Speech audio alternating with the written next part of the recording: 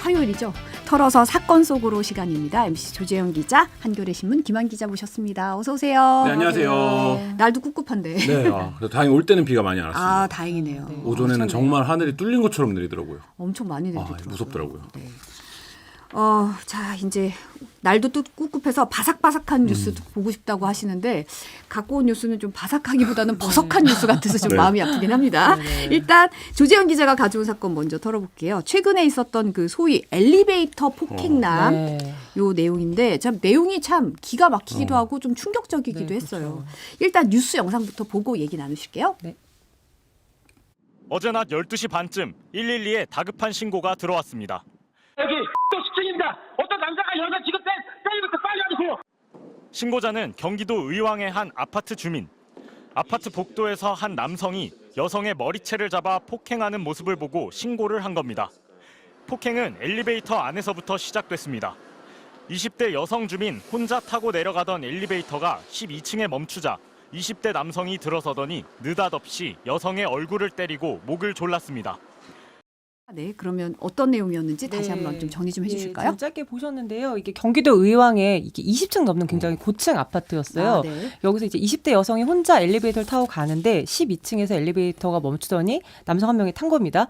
그러더니 10층을 누른 거예요. 그 다음에는 이 둘만 있는 상황에서 엘리베이터에서 마구 폭행을 합니다. 아, 그 안에서 갑자기? 예, 갑자기 전혀 모르는 남성인데요. 그러더니 이제 자기가 눌렀던 10층에 서니까 피해자를 끌고 나와서 그다음 복도에서 폭행을 막 한 거예요. 그러더니 비상계단 쪽으로 끌고 갑니다. 네. 그래서 여성분이 비명 소리를 지르니까 다른 주민분, 이분도 이제 남성분이었는데 집 밖에 딱 나왔다가 남자가 여자 머리채를 잡고 막 폭행을 하고 있으니까 너무 놀라서 112에 신고를 했어요. 네. 방금 들으셨던 그 목소리, 네. 실제 신고 음성이고요.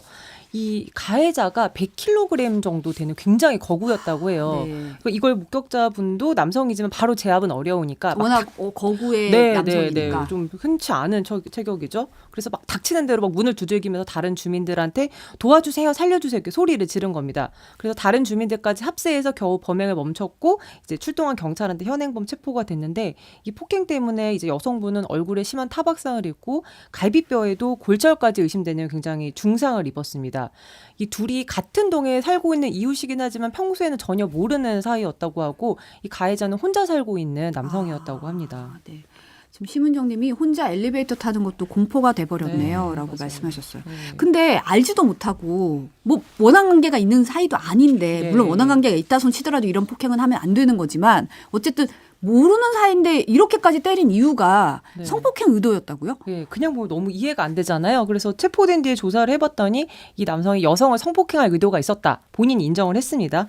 그래서 경찰이 강간치상 혐의로 구속영장을 신청을 했는데 뭐 술에 취해 있었거나 뭐 약물했거나 이런 건 아니었다고 해요. 근데 봤더니 이제 미성년자 시절에도 성폭력 관련 전과가 있는 겁니다. 강간미수 전과범이었죠. 그리고 또 저희 취재진이 최초 신고자인 주민분한테 듣기로도 이 폭행 당시에 그 가해 남성의 바지가 좀 트레이닝복이었는데 내려가 있었다. 이렇게 목격했다는 얘기도 하셔요. 네. 그래서 취재진들이 이제 영장 실질 심사 때 가서 가해 남성에게 직접 질문을 했는데 미안하지 않냐 물어봤더니 이 가해 남성이 피해자와 가족들에게 미안하다 이렇게 얘기를 합니다. 또 성폭행 하려고 했던 거 맞느냐 했더니 네라고 대답을 해서 범인의 범행 동기를 이제 성폭력을 이제 목적으로 했던 거다라고 인정을 했습니다. 네.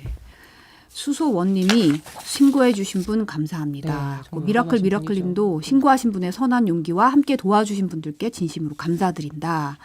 이런 분들이 영웅이라고 빈센트님이 얘기하셨어요. 근데 정말 도와주지 않으셨다면 피해자분이 정말 더 큰 일을 당하셨을 네, 것 같아서 네, 너무 맞습니다. 마음이 막 떨리고 사실 엘리베이터는 항상 늘상 이용하는 공간이잖아요. 네. 근데 의왕 사건 바로 다음 날에 거의 비슷한 사건이 일어났다는 거죠. 예, 그게 이제 보도를 통해서 이제 알려졌는데 사건 발생 자체는 이제 조금 앞서였어요. 아, 네네. 7월 3일에 이거는 또 경기도 의왕이 처음이었고 이제 그다음에 알게 된 게 서울 노원구. 그러니까 여기도 보도는 아파트, 그 다음 네, 시점인데 보도는 이제 다음 사건은 날인데 그 사건 전에. 자체는 좀 전이었습니다. 이거는 이제 자정 정도 됐을 때 역시 한 남성이 전혀 모르는 여성을 막 따라가요. 그래서 아파트 안까지 들어가고 엘리베이터도 따라 탑니다. 네. 여성이 자기의 집에 가려고 이제 내려서 문 도어라고 열잖아요. 근데 갑자기 뒤에서 입을 막고 목을 조른 거예요. 그러면서 이거 역시 비상계단을 끌고 갑니다. 그리고 협박을 합니다. 귀에다 대고 소리 지르지 마. 안 그러면 죽인다.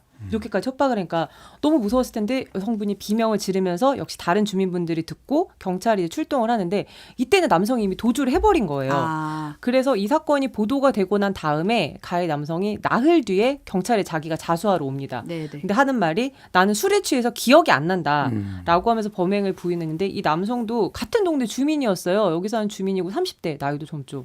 그래서 역시 경찰이 이것도 가는 목적, 그러니까 성폭력을 목적으로 한 약취 유인 미수 혐의로 영장을 신청할 예정입니다. 이게 사실은 자기가 사는 아파트에서 그렇죠. 뭐 네. 이왕분은 대낮에 그리고 이분은 어쨌든 이제 자정인 시간이긴 하지만 어쨌든 네, 자기 거주지에서 네. 날벼락을 네, 네, 네. 맞은데 이런 사건이 왜 자꾸 일어나는 걸까요? 그러니까 아마 기억하실지 모르겠는데 지난달에는 경기도 군포에서 음식물 쓰레기랑 뭐 재활용 분리수거 하러 갔던 20대 여성이 역시 또 갑자기 무차별 폭행을 당했거든요. 맞아요. 네, 네. 집 앞에 우리 나가잖아요. 늦은 시간에도. 근데 이 동네 사는 또 40대 남성이 여성을 보고 막 다짜고짜 막 얼굴을 때리고 주먹 막 발길질하고 이런 거예요. 그래서 이때는 또 남성 주민 한 분이 또 비명 소리 듣고 피를 막 흘리고 있으니까 어떻게 된 일이냐. 그래서 뭐 범인이 어떤 옷을 입었냐, 어느 방향으로 갔냐 이거 물어봐서 막 쫓아가서 격투 끝에 붙잡았습니다. 그래서 이것도 이걸 왜 그런 왜 거예요? 그러냐고 경찰이 물어봤더니 내가 잠이 안 와서 밖에 나왔는데 저 여자가 나한테 욕을 하는 것 같아서 때렸다 이렇게 진술을 하는 거예요. 그러니까 전혀 모르는 사이였고 아무런 시비도 없었는데 이 가해자가 또 알고 보니까 이 폭행을 하기 바로 한 5시간 전쯤 그 전날 저녁에도 근처 편의점에서 다른 주민 한 명을 책으로 폭행하고 달아났던. 그러니까 네. 그날 하루만 이제 2명을 이렇게 무차별 폭행을 한 거죠. 이 사람도 구속이 됐는데 봤더니 폭행 관련 전과가 있었던 사람이었습니다. 그러니까 이게 사실 이런 무차별 폭행은 당하는 순간 피해자가 신고를 하는 거는 네. 물리적으로 불가능하고 또 경찰이 도착할 때까지 시간이 걸리잖아요. 그렇죠. 그러니까 뭐 이렇게 주민분들이 도와주셔서 너무 다행이긴 한데 이게 부산 돌려차기 사건 같은 경우에도 그렇지만 목격자가 있지 않으면 이렇게 CCTV가 있어도 그건 사후적인 확인만 될 뿐이니까 사실은 범인들이 막 이렇게 대담하게 범행할 경우에는 그 순간에 막기가 굉장히 어렵습니다. 근데 사실 아까 지금 방금 언급했지만 부산 돌려차기 사건 같은 경우도 주거지 오피스텔에서 일어난 거잖아요. 맞아요. 이게 어떻게 보면은 전문가들은 보니까 이게 네. 주거 형태의 문제도 예, 있다 예. 이런 얘기가 나오더라고요. 그렇죠. 이런 비슷한 범죄가 계속 일어나는 것처럼 보이는 이유가 우리 주거 형태가 좀 바뀌었기 때문이다. 이제 공동주택으로 우리가 주거 형태 대부분 바뀌었잖아요. 네. 그러니까 이제 범행하려면 대상을 집 앞, 엘리베이터 안 이런 데서 물색을 하는 거예요. 그래서 이제 배상훈 우석대 교수 같은 경우는 이제 우리의 범행이 수평적인 수직적인 구조에서 이제 일어나는 이런 형태를 좀 바뀌고 엘리베이터를 있다. 타고 예, 내려오면서 타고 일어나는. 네네네.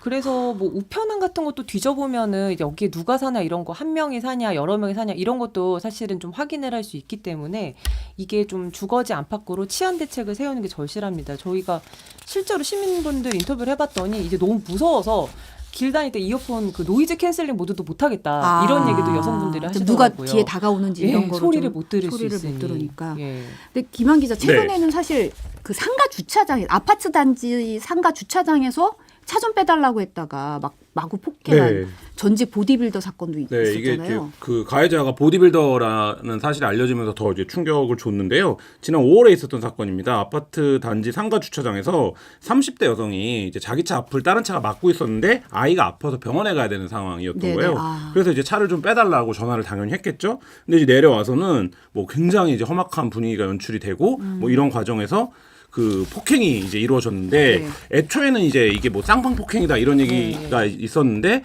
알고 보니까 이제 녹취 현장에서 녹취를 확인을 했는데 그 보디빌더 옆에 임신 중이었던 부인도 있었던 거예요. 근데 이 부인이 이 남성이 폭행을 이제 막 하는 과정에서 신고해 주세요, 도와주세요 이렇게 소리를 지르고 있으니까 괜찮다, 내가 맞았다고 하면 쌍방이 된다 이런 이제 맥락으로 이제 네. 한 이제 음성이 공개가 되면서 네. 굉장히 이제 사람들의 분노를 샀고요. 그 이 여성은 지금 뭐 무자비한 폭행으로 갈비뼈가 2대가 부러지고 척추 근육이 파열되는 등 전치 6주 진단을 받았어요. 그러니까 이게 병원에 입원하신 분들은 아실 겁니다. 6주 진단이 어마어마한 진단입니다, 사실. 그래서 경찰은 이 부부 두 사람에게 공동상해 혐의를 적용해서 처음에는 불구속 상태로 수사를 하다가 그 검찰의 보안 수사 요구가 있어서 2달 가까이 지난 어제 그 구속영장을 청구를 했습니다. 근데 기각됐더라고요. 예, 영장 자체는 네. 기각됐더라고요. 예, 너무 시간이 지나서 그런 것 같긴 합니다. 김영미님이 따님이 30층 오피스텔에 자취하고 있는데 걱정이 크다고. 이게 이런 사건이 많아지니까 저도 뭐 이제 늦게 퇴근해서 혼자 술을 먹고 또 엘리베이터 타는데 누가 같이 타면 그 사람도 불안하지만 저도 괜히 막 그렇죠. 심적으로 쫓기는. 서로 네. 서로. 왜냐하면 그렇죠. 요즘에는 네. 아파트 사니까 위아래 누가 사는지 맞아요. 사실 모르잖아요. 그렇죠. 그런 경우도 있고. 그리고 사실 어떤 면에서는 인사하기도 그런 게 일면식 조금 있다고 아는 척하면 또 아이들은 긴장감이 풀어져요. 그래서 오히려 약간 알고 지내기도 그렇고 네, 모르고 네, 지내기도 네. 그렇고 그게 이웃사촌이란 말이 예전 같지 않다는 생각이 좀 들긴 하더라고요. 근데 사실 보통은 이렇게 범행 동기가 명확하지 않거나 갑자기 네. 이제 모르는 일면식도 없는 사람 때리는 거 묻지마 네. 범죄나 뭐 예, 무차별 예. 폭행 이러잖아요. 이런 가해자의 심리는 뭘까요, 대체? 그러니까 이게 참 왜 저러나 싶잖아요. 그러니까 우리가 피해자가 누구나 될 수 있는 게 아무 인간관계가 없기 때문에 내가 무슨 행동을 해서 이런 일이 벌어지는 게 아니라 어떻게 이걸 예방할 수 있지? 이런 게 참 걱정이 되는데 전문가들이 일단 두 가지 정도로 이제 유형 분류를 합니다. 하나는 현실 불만형, 하나는 정신 장애형. 근데 현실 불만형은 대체적으로 이제 가해자가 사회적으로 갖게 되는 불만, 뭐 자기의 심리적 스트레스 이거를 이런 타인에 대한 공격으로 표출을 하는 거예요. 네. 그러니까 이런 사람들은 대부분 보면 대인관계도 잘 이루어지지 않고 뭐 가족 간에서도 뭐 사이가 안 좋고 근데 자신보다 당연히 약한 사람을 공격을 합니다. 네. 그러니까 타겟이 여성이 되고 혹은 아이, 노인, 뭐 장애인 또는 체구가 작은 남성도 범행 대상이 될 수가 있는 거예요. 자기보다 그래서 좀 약해 보이는 그렇죠. 사람. 세 보이는 사람한테는 건드리지 안 않는 거죠. 건드리지 이거를 이제 스트레스를 제대로 푸는 방법을 모르니까 이런 식으로 하는 거고 또 하나 정신장애형은 좀 우울증이나 피해망상 이런 것 때문에 이제 범행을 하는데 사실 이건 좀 치료가 필요한 유형이고요. 근데 이게 정말 무서운 거는 일반 범죄랑 달리 이런 묻지마, 무차별 범죄 가해자들은 순간적인 분노가 폭발돼서 하잖아요. 그러니까 자신의 범행을 좀 숨기려는 노력을 안 합니다. 그러니까 아. 대낮이든 사람들이 많이 있는 장소든 신경을 안 쓰는 거예요. 그러니까 아파트에 뻔히 CCTV가 다 찍히는데도 이렇게 범행을 할 수 있는 거죠. 그래서 이런 범죄를 개인이 예측하고 대응하기는 사실 불가능해요. 그만큼 뭐 정부나 사회적인 차원에서 예방 정책이 중요한데 좀 우리가 주목해서 봐야 될 게 아까도 보면은 가해자들이 전과가 있는 경우가 많았잖아요. 네. 부산 돌려치기 사건 가해자도 강도 상해죄, 주거 침입죄 이렇게 2번이나 교도소 다녀와서 또 범행을 저질렀던 거고 그러니까 이런 전과자들 중에서 좀 재범 위험성이 있다라고 하면 보호관찰을 좀 강화하고 정신장애형 같은 경우에는 본인들도 모르는 사이에 또 범죄를 저지르는 경우가 있기 때문에 이걸 좀 지역사회, 보건센터 이런 곳에서 관리를 적극적으로 해야 되고요. 피해자들은 한번 이런 일을 겪으면 사실 그 외상후 스트레스 장애나 그럼요. 대인기피증까지 생길 수가 있어요. 그래서 이것도 어떻게 지원을 해야 될지를 좀 살펴봐야 할 것 같은데 이게 선진국도 경제 발전이 되면 될수록 빈부격차가 이제 벌어지는 경우 이런 묻지마 범죄가 많이 일어나는 양상이라고 합니다. 그래서 좀 범죄학적은 넘어서 좀 사회복지학적인 차원에서도 대책을 세워야 될 필요성이 있는 것 같아요. 갈고리님이 장마철이라 아파트 계단 오르내리면서 네. 이어폰 끼고 듣는데 너무 마음이 좀 안 좋으신가 봐요. 네. 아, 네. 이인목님이 사회 전반이 무너지고 있다고 근데 말씀하시는데 아마 이런 건 있을 겁니다. 과거보다 이런 범죄가 통계적으로 확 늘었다 이런 건 아닐 거예요. 그러니까 이런 이제 오히려 예방적 차원에서 볼 수 있는 CCTV라든지 네네. 여러 가지 장비들이 이제 그렇죠. 미디어에 노출이 되는 네. 빈도가 아, 그런 건 있죠. 많아진 측면이 있을 거고 근데 그런 생각은 들더라고요. 그러니까 저희 동네에도 있는데 이제 여성이 밤늦게 귀가하는데 뭐 안심로드라고 해서 이제 길에 이렇게 색칠 네, 해놓은 그렇죠. 이런 거 네, 있어요. 네, 근데 저도 이제 보면서 저게 얼마나 실효성이 있는 걸까. 차라리 저런 이제 말하자면 그런 사회적인 어떤 예산을 쓸 필요성이 있고 하다면 보다 실효적인 대책 뭐 예를 들면 그 시간에 순찰을 늘린다든지 뭐 이런 게 필요할 텐데 사실 이제 그런 대책들이 얼마나 정교하게 지금 그 준비되어 있는가 실행되고 있는가 이런 부분들에 대한 점검이 좀 필요할 것 같습니다. 이게 묻지마 네. 범죄가 통계 같은 게 좀 있나요? 어때요? 그러니까 방금 김한 기자님까지 말씀하셨지만 통계가 우리가 그걸 봐야지 알잖아요. 정말 늘었나? 심각해졌나? 통계가 없어요. 이게 사실은 학문적 법적으로 만든 개념이 아니라 언론에서 처음 묻지마 범죄 이런 이름을 붙이다 보니까 연구가 별로 없습니다. 그래서 막 찾아보니까 대검찰청에서 2017년에 국감 때 낸 자료밖에 없어서 2016년까지밖에 자료가 없어요. 네. 저희가 그 뒤로 한 7, 8년이 지났는데 그렇죠. 늘었는지 줄었는지를 알 수가 없습니다. 근데 2016년 당시에도 한 1년에 평균 50건 이상 발생을 했거든요. 그러니까 사실 한 달에 한 번 이상 굉장히 자주 일어나고 있는 일인데 일단은 얼마나 이게 일어나는지 유형이 어떤지 누가 저지른지 이거부터를 알아야 실태조사와 그다음에 어떻게 대책을 세울지 방금 말씀하신 것처럼 어떤 대책이 실효성이 있을지 어떤 지역에서 어떤 그렇죠. 실태가 일어나는지 그렇죠. 알아야 어디- 현황 예. 파악이 돼야 좀 그렇죠. 예산을 어떻게 예. 써서 이거를 관리할 텐데 네. 이런 실태 조사 자체가 좀 지금 미비하다는 네. 얘기네요. 사각지대에 있는 겁니다. 네. 다음은 김한 기자가 네. 가져온 소식 잠깐 살펴보고 이게 사건은 아니지만 네. 지금 많은 사람들이 관심이 있는 거니까 이 최근에는 중국산 김치에 인공감미료 아스파탐이 원재료로 사용하는 게 드러났어요. 네, 그 최근에 뭐 아스타팜이 계속 검색어에도 오르고 이랬는데요. 식약처가 지난달 수입된 중국산 김치 1,700여 건을 조사를 해봤더니 84.5% 정도가 아스타팜을 원재료로 사용한 것으로. 상당히 비율이 높네요. 그렇죠. 네. 그러니까 5개 중에 4개는 아스타팜을 쓰는 거죠. 근데 이제 왜 아스타팜을 쓰냐 이렇게 봤더니 이게 이제 바다를 건너와야 되지 않습니까? 그렇죠. 중국에서 한국으로 들어오려면. 근데 이제 이게 설탕을 쓰면 너무 빨리 익어버린다는 거예요. 그래서 아스타팜을 쓰면 이제 좀 더 그 선도가 오래 가기 때문에 이 목적으로 이제 아스타팜을 사용하는 것으로 지금 아스파탐. 네, 아스파탐 네, 알려지고 있는데요. 뭐 다행히 국내 이제 제조업체들, 뭐 종갓집이라든지 제일제당이라든지 비비고, 풀몬 이런 업체들은 아스타팜을 쓰지 않고 매실 농축액과 설탕 같은 이제 원래 우리가 김치를 할 때 넣는 재료를 쓰고 있다고 합니다. 저희 집 냉장고에 있는 브랜드도 다행히 네. 매실 농축액을 쓰시는 걸로 알아서 네. 마음이 조금 가라앉았는데, 근데 사실 이게 아스파탐이 검색어에 오르내리는 게 바람 가능 물질로 분류될 거라는 이제 보도가 나오면서 많은 사람들이 이거 많이 쓰던 건데 이게 무슨 그렇죠. 얘기야 이러면서 걱정이 많아진 거거든요. 네, 세계보건기구 산하에 국제암연구소가 있어요. 근데 여기가 이제 설탕을 대체하고 있는 인공감미료 아스파탐을 발암 가능 물질로 분류할 거다 이렇게 알려지면서 우려가 커졌는데, 이게 이제 조금 맥락을 들어가 보면 한 몇 개월 전에 그 콜라 브랜드들이 제로 콜라를 그렇죠. 선보이면서 굉장히 뭐 우리나라 이제 뉴진스를 모델로 쓰면서 그게 콜라라고 불리지 않고 이제 뉴진스라고 불리는 초등학생들이나 이렇게 사이에서는 네. 뭐 이런 이제 지금 마케팅 대전이 벌어지고 있는데, 그 이후에 이제 이 사실이 알려지면서 지금 굉장히 큰 이슈가 되고 있습니다. 저도 사실 음료수 고를 때 네. 제로라고 써 있으면 그래도 나의 죄책감이 네. 약간은 떨어지면서 요거는 조금 건강에 좋지 않을까, 칼로리가 없다니까 좀 낫지 않을까 이런 생각으로 사실은 골랐거든요. 그리고 좀 집에도 막 푸땡에서 막 사놓고 요거는 괜찮겠지 했는데, 이게 정확하게 뭐예요? 이 인공 감미료가? 그러니까 뭐 이게 정확하게 물질적으로 설명드리는 거는 보다는 이렇게 물론 화학식 말씀드리면 나와야 되잖아요. 쉬울 것 같아요. 설탕의 단맛이 1이라고 아스파탐의 단맛은 200입니다. 200. 네, 같은 용량이라고 했을 때, 자, 아스파탐의 열량이 1g당 4칼로리로 설탕과 동일해요. 그러면 1g당 열량은 같은데 200배가 단 거예요. 그러면 어떻게 되겠습니까? 하나의 어떤 맛을 낼 때 200분의 1만 넣어도 되는 거죠. 그게 바로 브랜드들이 제로라고 붙이는 이유입니다. 그러니까 당류가 거의 안 들어가는 건데, 이게 이제 우연히 미국에서 발견이 됐어요. 미국의 화학자 제임스 슐레터가 발견을 했는데 이후에 이제 보편화가 됐고요. 현재 이제 한 200여 국가에서 식품 첨가물로 사용을 하고 있고,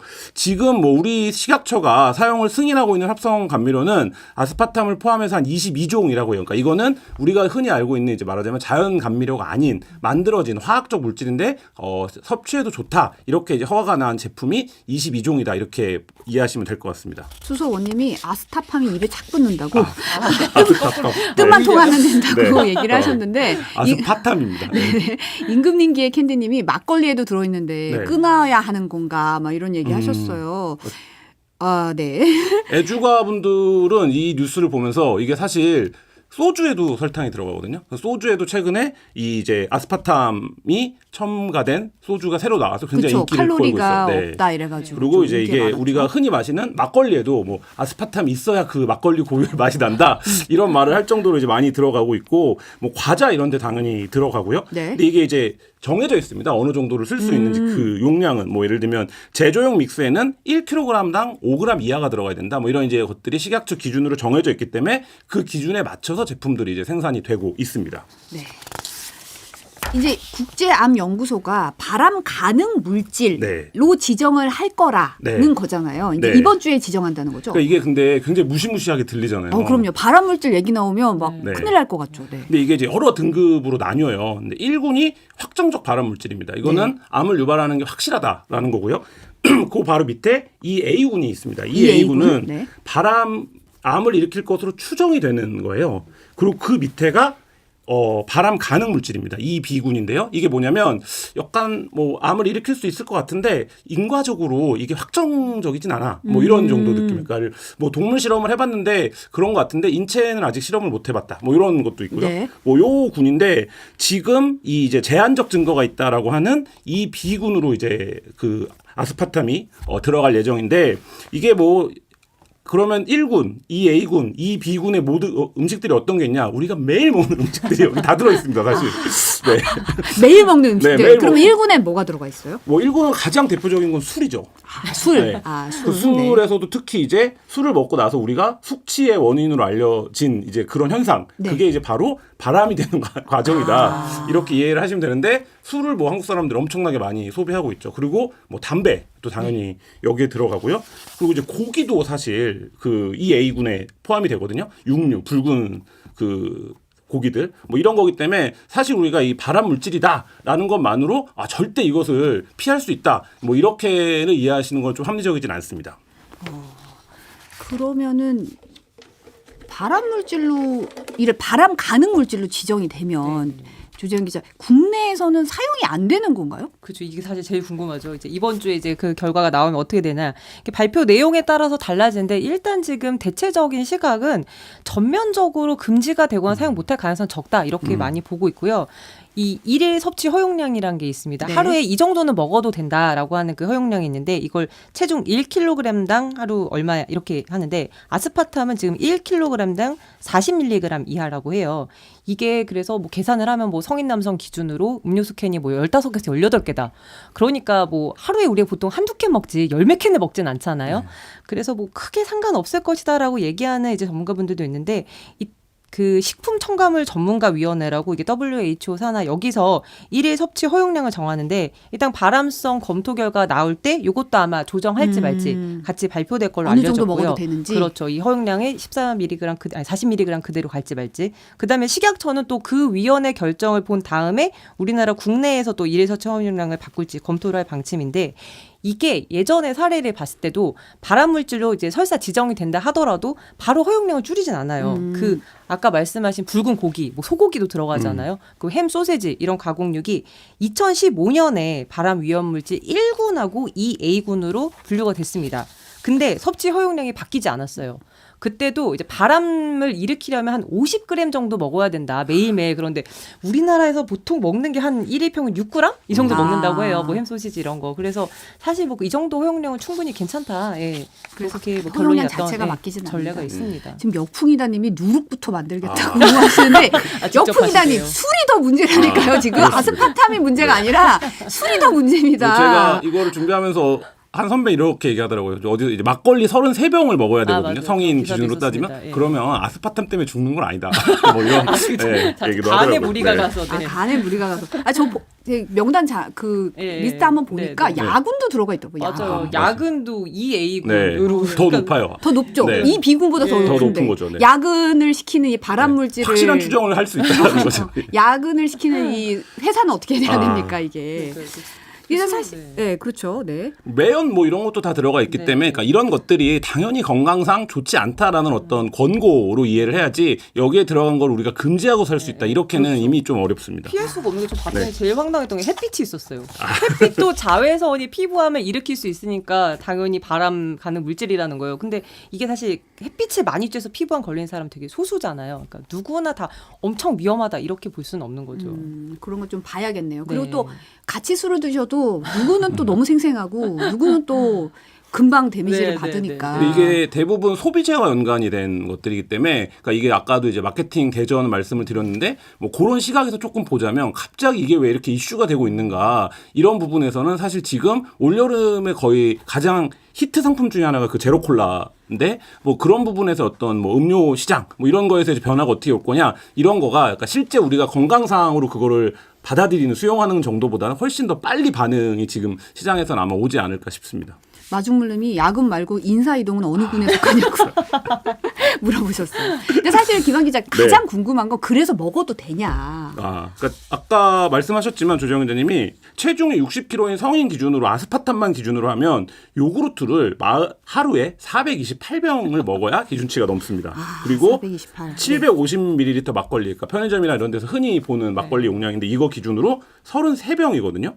그리고 다이어트 콜라는 33캔 이상입니다. 그러니까 사실 뭐 이런 정도를 우리가 물리적으로 먹을 수가 없기 거의 때문에 물처럼 마셔야 되는 수준인데요. 그렇죠. 그래도 네. 어떻게 뭐 막걸리 33병을 먹고 요구르트를 400병 이상 매일매일 먹겠어요. 이렇게 먹어야 된다는 거잖아요. 그렇죠. 또 하루도 바로, 아니고. 네, 바로 그겁니다. 이걸 지속적으로 먹어야 되는 거기 때문에 사실상 지나치게 우려할 필요는 없다라는 입장이에요. 그러니까 전문가들도 이게 이제 섭취량이 소량이고 일상적인 수준으로 섭취한다면 걱정하지 않아도 된다. 다만 이런 겁니다. 그러니까 이게 경고 차원이다 이런 거예요. 그러니까 점점 우리의 입맛이 변해가고 있다라는 거죠. 그러니까 그게 결코 이제 말하자면 좋은 방향은 아니다 이런 건데 그래서 일각에서는 이런 얘기도 하더라고요. 그러니까 요새 10대들한테 마라탕을 이렇게 공고해야 된다. 그러니까 너무 많은 섭취를 하면 나트륨이라든지 여러 가지가 그렇죠. 위험한데 뭐 그런 부분들이 이게 그러니까 딱 그러면 먹지 말아야 돼 건강상 이게 아니라 이거를 이런 방식으로 너무 많이 섭취하면 문제가 있다. 지금 이런 권고 정도로 이해하는 게 합리적이라는 게 전문가들의 의견입니다.